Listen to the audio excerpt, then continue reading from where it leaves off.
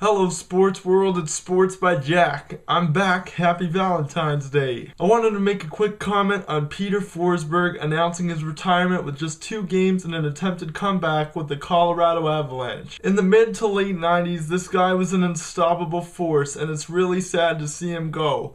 And when you think that back in the day, the Quebec Nordiques had Joe Sakic, Matt Sundin, and Peter Forsberg on the same team, you gotta look at that and say, wow, isn't that unbelievable? This guy, I think it's his 3rd attempt at coming back from his ankle injuries, and this guy's practically playing with no ankles, admitting before his 2-game comeback that he wasn't quite sure how things were going to work out. Peter Forsberg signed a $1 million contract to play out the rest of the season. But at the same time, you got to look at the guy and think, well, he only really gave it 2 games to decide whether he could still play. I think he should have gave it 10 or 20 and then made his decision. Either way, it's sad to see him go. He is one of the best talents that I've ever seen and one of the best playoff performers in NHL history. In another bit of sad news, Jerry Sloan's tenure with the Utah Jazz is over after 23 seasons.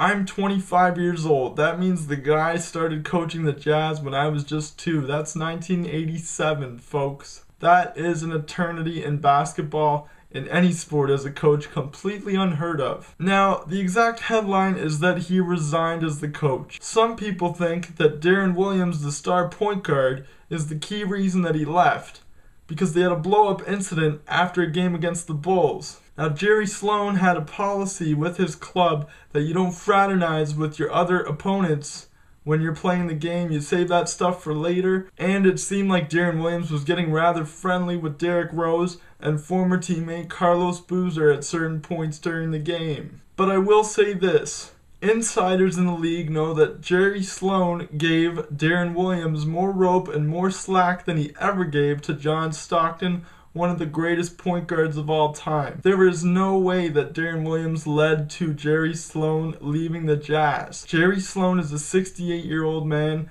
never won an NBA title, mostly because of Jordan and the Bulls. He's pretty much done everything for the Jazz you could possibly ask of him, other than winning a title, which is, of course, not all to be pegged on the coach. So with that, we say goodbye to Jerry Sloan, one of the winningest coaches in the NBA, and obviously the longest tenure that I've ever heard of. And you know what? I wouldn't be surprised if we do see him coach again, maybe with another team that has a better chance to win, because with the 23-year career that he's had, this guy deserves to have a championship ring on his finger, just for that accomplishment alone. Another intriguing story that caught my eye today was the fact that Michael Vick has been announced as a guest on the Oprah Winfrey Show to air on February 24th. Now, as you may or may not know, Oprah Winfrey has a special spot in her heart for her dogs. She treats them like human beings. That's what most billionaires who don't know what to do with their money would do. Michael Vick, on the other hand, as you probably do know, killed a few dogs. Not exactly the biggest fan of the canines. It's going to be interesting to hear what this guy has to say. I mean, he did have an MVP caliber season, and people will forget about what he did. I promise you that, especially if and when the time comes that he wins a Super Bowl, which I could see him doing before he retires. He's got that level of talent to just take a team to the next level. I sometimes just wonder if the guy's going to break down and cry.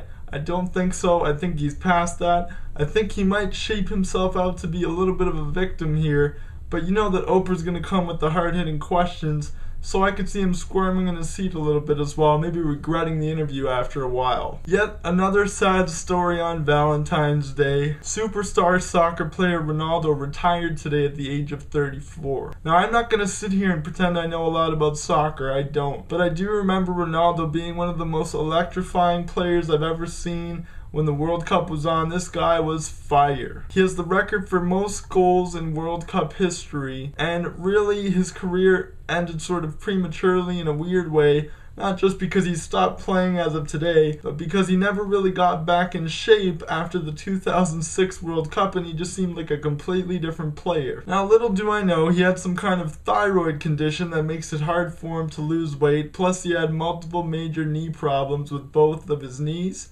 so that contributed to his retirement. I don't watch soccer these days, but Ronaldo is the epitome of when I did. And if my watching soccer has anything to do with the sport being popular, there were a lot of people like me back then who owe any of their soccer viewing to Ronaldo. The last story I want to mention today is defensive tackle Albert Hainsworth being accused of sexual assault. This guy is driving me frickin' crazy. What happened to him? He got one of the biggest contracts in NFL history and basically quit on the Washington Redskins, and I doubt that he has the energy to sexually assault anybody based on his lack of physical fitness coming into training camp. How did he become such a huge douchebag? He's one of the best defensive tackles in the NFL, gets paid like it, and then fully just falls off the map and falls apart. He's a desperate fool, he's a quitter, and I really don't like him, and I think that teams should just give up on him and forget about the guy. He's a good player, but he's just got too much that's wrong going on in his head. Most of us would kill to be millionaire football players, and this guy just threw it away. And that is a big no-no with me. But this has been a slightly more serious edition of Sports by Jack. If you like me, subscribe to my channel. If you don't like me, don't. But tell me, sports fans, what coach or athlete delivered your favorite resignation or retirement speech ever? Leave your comments in the section below. Please like the video and subscribe. You've been watching Sports by Jack, and I'll see you again tomorrow.